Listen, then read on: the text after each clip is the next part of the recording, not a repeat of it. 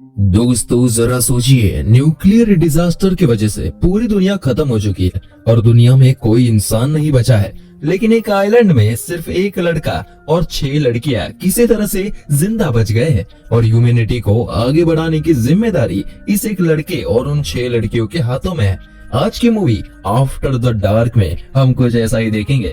Movie की शुरुआत में हम जेम्स और पेट्रा को देखते हैं। पेट्रा अपनी क्लास के लिए वहाँ से निकलते हुए जेम्स को कहती है कि दोबारा मत सोना वरना तुम लेट हो जाओगे, और फिर वो वहाँ से चली जाती है। शायद जेम्स थक गया था इसलिए वो सो जाता है और जब उसकी नींद खुलती है तो वो देखता है कि वो क्लास के लिए लेट हो चुका है। वो भागता हुआ क्लास पहुंचता है जिसमें वो बिल्कुल एंड मोमेंट पर पहुंच जाता है। इन सभी की फिलोसॉफी की क्लास चल रही थी। इनका प्रोफेसर जिमिट था। आज सभी बच्चों की लास्ट क्लास थी। जिमिट बोलता है कि उन्हें इस साल जो भी पढ़ाया गया उसका प्रैक्टिकल चेक करने का समय आ चुका है। वो कहता है कि हम सभी लोग एक माइंड एक्सरसाइज करेंगे जिससे ये पता चलेगा कि आप लोगों ने जो पढ़ा है उसमें क्या सीखा है।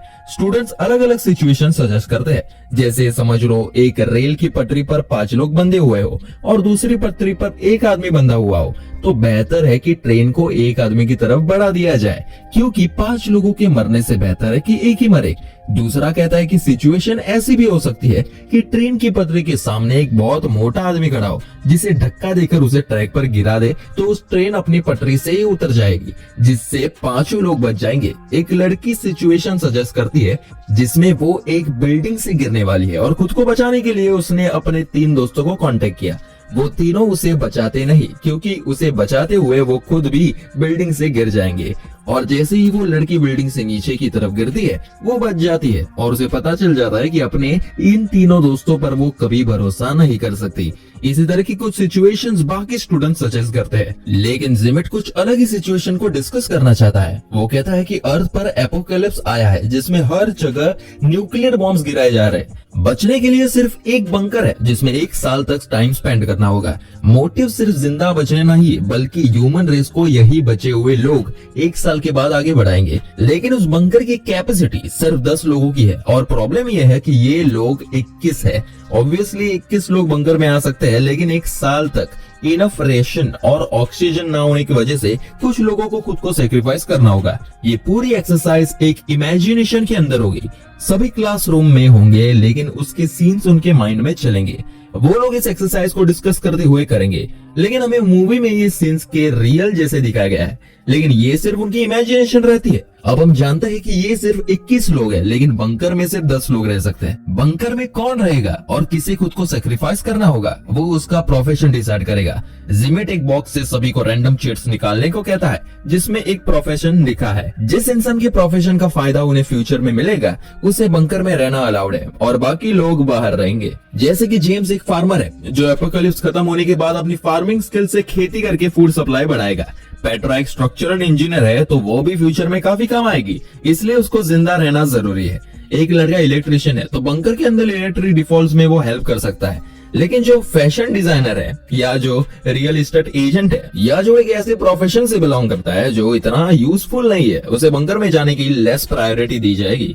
एक लड़के का प्रोफेशन तो पोइट है तो जिमिट उसे तुरंत शूट करके मार देता है। जिमिट कहता है कि ये हमारे साथ बंकर में जाएगा नहीं, इसलिए ये बाहर न्यूक्लियर रेडिएशन से तड़प तड़प कर वैसे भी मरी जाएगा, इसलिए बेटर है कि उसे अभी मुक्त कर दिया जाए। फ्रेंड्स, आपको फिर से बता दूं कि ये सब रियल में नहीं हो रहा है बल्कि ये सिर्फ एक क्लासरूम डिस्कशन है जिसके सीन्स हमें दिखाए जा रहे हैं। अब सभी लोग वोट करते हैं कि कौन उनके प्रोफेशन के बेस पर जाने के लिए एलिजिबल है और कौन नहीं।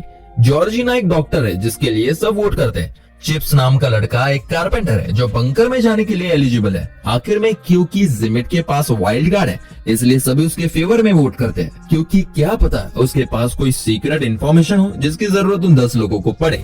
अब हमारे पास वो सभी लोग हैं जो अगले 1 साल तक बंकर में रहेंगे और वो लोग हैं जो बंकर के बाहर रहकर न्यूक्लियर बॉम्ब से खत्म होंगे।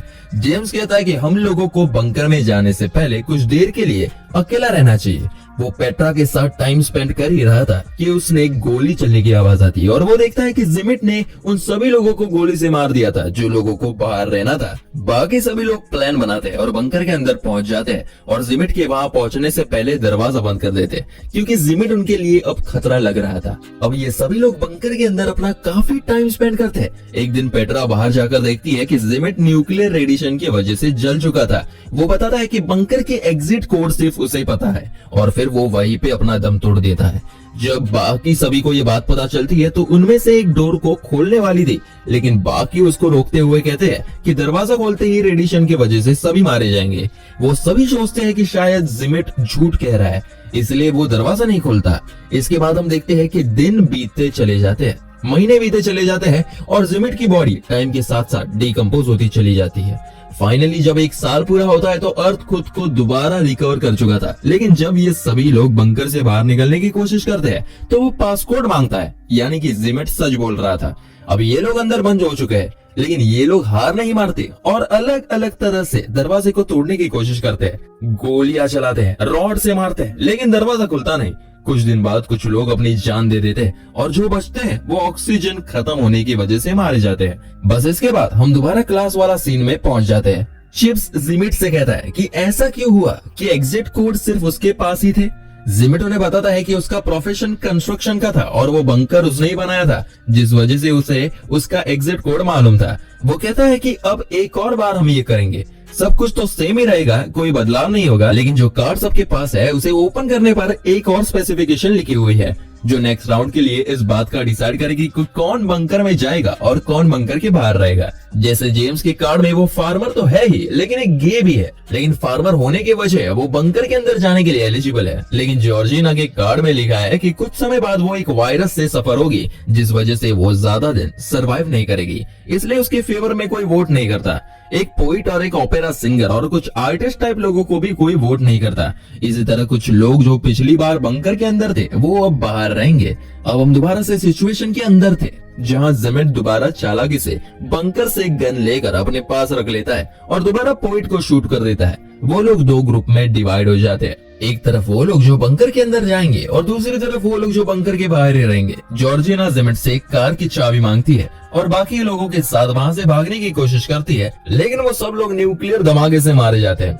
जिमिट और बाकी सब बंकर के अंदर आ चुके थे। पेट्रा रात को देखती है कि जेम्स अपने बेड में नहीं है। जब वो उसे ढूंढते हुए जाती है तो वो देखती है कि जेम्स जैक नाम के लड़के के साथ इंटीमेट हो रहा था क्योंकि वो गे था। पेट्रा ये बात सभी लोगों को बताती है। जिमिट कहता है कि उन सभी लोगों को अब अपने पार्टनर्स चूज करने चाहिए जिससे वो लोग बच्चे पैदा कर सके। ह्यूमन स्पीसीज इससे ही आगे बढ़ेगी। सभी लोग इस पर एग्री होते हैं। सभी लड़कियां अपने पार्टनर्स चूज करते हैं, लेकिन पेट्रा अकेले रह जाती है तो उसे जिमिट को पार्टनर बनाने के लिए कहा जाता है। पेट्रा भी मान जाती है और जिमिट के साथ जाती है। जेम्स शॉक हो जाता है और उसे रोकने की कोशिश करता है, मगर खुद वो भी किसी और के साथ इंटीमेट हुआ था। ऐसे ही कई दिन बीत जाते हैं जब सभी अपने पार्टनर्स के साथ इंटीमेट होते हैं, लेकिन अब तक कोई प्रेग्नेंट नहीं हुआ। इसलिए जिमिट एक ऐसा पॉइंट रखता है जिससे सब हैरान और परेशान हो जाते हैं। वो कहता है कि अब हर लड़की हर लड़के के साथ इंटीमेट होगी ताकि कोई ना कोई प्रेग्नेंट हो जाए। वो कहता है कि ह्यूमन स्पीसीज को बचाना ही हमारी प्रायोरिटी है। इस बात से सब परेशान थे क्योंकि उन्हें अपने पार्टनर से लगाव था और वो नहीं चाहते कि उनका पार्टनर किसी और के साथ इंटीमेट हो। बोनी जो कि सिचुएशन में एक सोल्जर है और उसकी मेमोरी काफी शार्प है, वो जिमिट से कहती है कि वो और किसी के साथ इंटीमेट नहीं होगी और अगर उसने उसके साथ जबरदस्ती करने की कोशिश करी तो वो उसे जान से मार देगी। जिमिट इस बात को अपनी ईगो पर ले लेता है और गन लेकर सभी लोगों को रूम से बाहर निकालता है।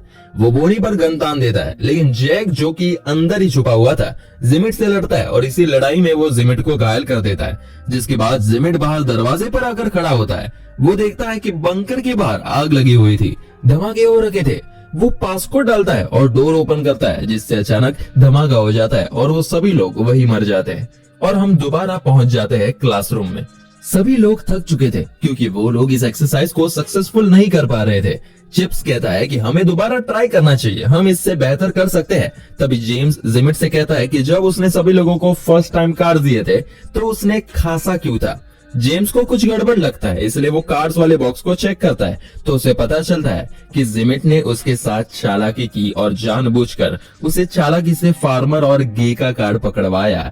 जिमिट जेम्स को पसंद नहीं करता और ये साबित करना चाहता था कि वो बेवकूफ है जिसमें बिल्कुल भी समझ नहीं है। जेम्स सभी को जिमिट की सच्चाई बताता है और कहता है कि जिमिट ने चीटिंग की है, इसलिए वो एक और राउंड करना चाहता है, लेकिन बाकी स्टूडेंट्स मना करते हैं। पेट्रा सबसे इंटेलिजेंट स्टूडेंट है क्लास की। वो कहती है कि इस बार वो इंचार्ज बनना चाहती है और डिसाइड करना चाहती है कि कौन बंकर के अंदर रहेगा और कौन बाहर। सभी स्टूडेंट्स उस पर भरोसा करते हैं, इसलिए उसकी बात मानते हैं। हम दोबारा से सिचुएशन के अंदर जाते हैं जहाँ सब लोग इस बार एक आइलैंड पर थे जहाँ भी न्यूक्लियर हमला होने वाला था।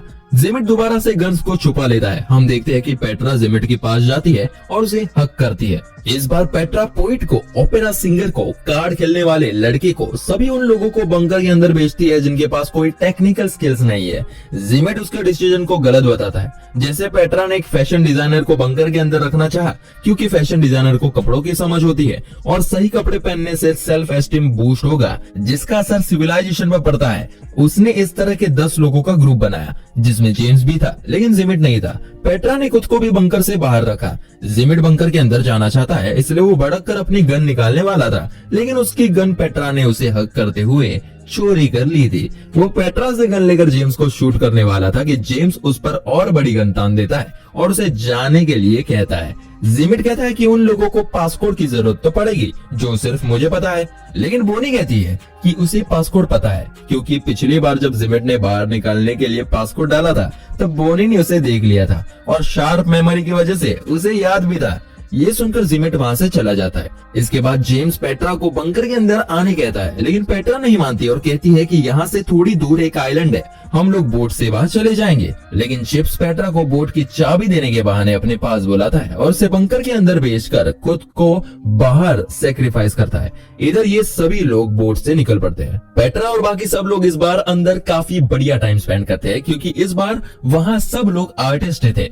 वो लोग प्लेस पढ़ते हैं, पोइट अपनी पोइट्री सुनाता है, वो सब लोग काफी खुश थे और इसी तरह दिन बीत जाते हैं और 1 साल पूरा हो चुका था। लेकिन जब वो बाहर आते हैं तो देखते हैं कि सब कुछ वैसा ही था। बॉम्ब उनके आइलैंड पर गिरा ही नहीं। जिमिट कहता है कि वो सभी लोग इसके बाद भी जल्दी मारे जाएंगे क्योंकि उन लोगों के पास कोई ऐसे टेक्निकल स्किल्स है ही नहीं जिससे वो वहां से निकलने के लिए कुछ बना पाए और ना ही वो इस आइलैंड पर ज्यादा दिन सरवाइव कर पाएंगे। लेकिन पेट्रा इससे अलग सोचती है। वो कहते हैं कि मैंने लॉजिक से नहीं बल्कि अपने दिल से फैसला लिया था, ये सोचकर कि हम जितना समय जिंदा रहे उतना टाइम खुशी से तो रहे, हम लोग मौत को भी खुशी खुशी एक्सेप्ट कर लेंगे। सिचुएशन के अंदर हम देखते हैं कि उनके पास एक बॉम्ब गिरता है। जेम्स मौत को एक्सेप्ट करके उसका बटन दबाने ही वाला था कि गन लेकर जिमिट वहां पहुंचता है जिसके बाल काफी बढ़ चुके थे और जो अभी तक जिंदा था उसकी सिर्फ एक गोली बची थी जिससे वो जेम्स को मारने वाला था कि सभी लोग जेम्स को बचाने के लिए उसके आगे आ जाते हैं और बॉम्ब का बटन दबा देते हैं जिससे वहां धमाका हो जाता है। इधर चिप्स अपने साइड की सिचुएशन बताता हुआ कहता है कि वो लोग बोट से दूसरे आइलैंड में पहुंच चुके थे जिसके बाद बचे हुए लड़कों के किसी ना किसी तरह मौत हो गई और वो अकेला 6 लड़कियों के साथ बचा था। उसके पास उन सबके साथ एक एक दिन इंटीमेट होने की अपॉर्चुनिटी थी और वो एक एक करके रोज लड़कियों के साथ इंटीमेट होता था और 7वें दिन आराम करता था। बस इसी तरह से उसने उस आइलैंड में अपना टाइम निकाला। ये सुनकर सब हंसने लगते हैं। क्लास अब खत्म हो चुकी थी और जिमिट की बोलती भी बंद हो चुकी थी। सभी अपनी नोटबुक सबमिट करके बाहर निकलते हैं। वेट कीजिए, ट्विस्ट अभी भी बाकी है। हम देखते हैं कि पेट्रा सबके जाने के बाद जिमिट के पास आती है और हमें यहाँ पता चलता है कि पेट्रा का अफेयर जिमिट के साथ चल रहा था, इसलिए जिमिट को जेम्स से जलन होती है क्योंकि पेट्रा जेम्स से प्यार करती है। पेट्रा उसे लास्ट टाइम किस करती है और वहां से चली जाती है। हम देखते हैं कि जिमिट अपने रूम में आता है जहां एक गन रखी हुई थी। हमें एक गोली चलने की आवाज सुनाई देती है। असल में ये भी जिमिट की एक इमेजिन की हुई एक सिचुएशन थी और इसी तरह की कुछ सिचुएशंस वो देखता है जिसके बाद ये माइंड बेंडिंग मूवी यही खत्म होती है। कमेंट करके बताइए आपको ये मूवी कैसी लगी और इस तरह की बेहतरीन एक्सप्लेनेशन देखने के लिए हमारे चैनल को सब्सक्राइब जरूर करें।